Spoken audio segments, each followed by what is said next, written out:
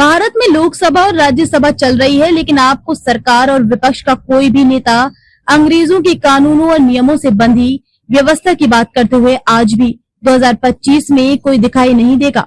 कोई भी नेता 15 अगस्त 1947 के बाद से कभी भी कागज के नोटों से धोखा देने वाले कागजी मुद्रा कानून 1882 के मुद्दे पर भी बोलता नहीं दिखेगा आपको। तभी तो आज भी भारत में कागज के नोट चल रहे हैं, जो पेपर करेंसी एक्ट 1882 के अनुसार भारत की जनता को बेवकूफ बनाने के लिए बनाए जाते रहे।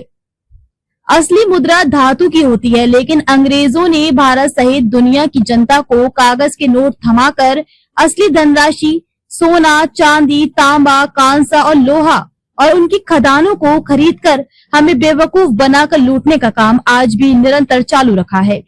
पहले भारत में विवाह एक पवित्र बंधन कहलाता था, जो संतान के जन्म के लिए धर्मशास्त्रों के अनुसार सामाजिक व्यवस्था थी। अब विवाह जैसे पवित्र बंधन में भी अंग्रेजों ने अपने कानून और नियमों से बंधी व्यवस्था से अपवित्रता भरने का काम निरंतर चालू कर रखा है। उसका ही परिणाम आज के पति पत्नी भोग रहे हैं। भारत में छोटी उम्र में जब शादी होती थी, जिसे बाल विवाह कहा जाता था, तब वेश्यालयों की आवश्यकता भी नहीं पड़ती थी। पैसे को भी अंग्रेजों की तरह महत्व नहीं देते थे लोग, उससे ज्यादा संस्कार और व्यवहार को महत्व दिया जाता था। इसी से लोगों के खानदानी होने की बात कही जाती थी। कई बड़े बड़े अपराध इस बाल विवाह के कारण भारत में होते ही नहीं थे, जो अब देखने को मिल रहे हैं। अंग्रेजों ने इस बाल विवाह को एक कुप्रथा के रूप में बताकर लड़कियों की उम्र 18 और लड़कों की उम्र 21 वर्ष में शादी का कानून बना दिया, जबकि मुस्लिम पर्सनल लॉ के अनुसार भारत में मुस्लिम धर्म के लोगों को ऐसा कानून नहीं है। लगभग 13 से 15 के बीच मासिक धर्म आने से उनके धर्म की लड़कियां शादी के लिए कानून के अनुसार बालिग मानी जाती हैं। अब जब लड़के भी देश के सांसदों को 18 वर्ष में मतदान कर चुनते हैं, तब वे क्यों अपना जीवन साथी 18 वर्ष में नहीं चुन सकते? अंग्रेजों ने भारत में हिंदू धर्म के लोगों की विवाह की उम्र लड़कियों की 18 और लड़कों की 21 की है। इसकी बदौलत ही गर्भ निरोधक गोलियां, कंडोम, गर्भपात कराने वाली दवाइयां और अस्पतालों सहित अन्य यौन रोगों की भरमार देश की युवा पीढ़ी को अपनी चपेट में ले रही है, जिससे विदेशी कंपनियों को करोड़ों रुपए का फायदा अपनी दवाइयां भारत में बेचने से हर दिन होता है। संसद में कभी इन मुद्दों को सुधारने के लिए क्या 1947 से लेकर आज तक किसी ने बात की है? भारत की जनता को किताबों, भाषणों, फिल्मों, सीरियलों, अखबारों और न्यूज चैनलों सहित तमाम माध्यमों के जरिए बेवकूफ बनाकर जनता की मानसिकता को ऐसे गुलाम बना दिया गया है कि वह गुलामी के जीवन को ही असली आजादी मानने लगी है।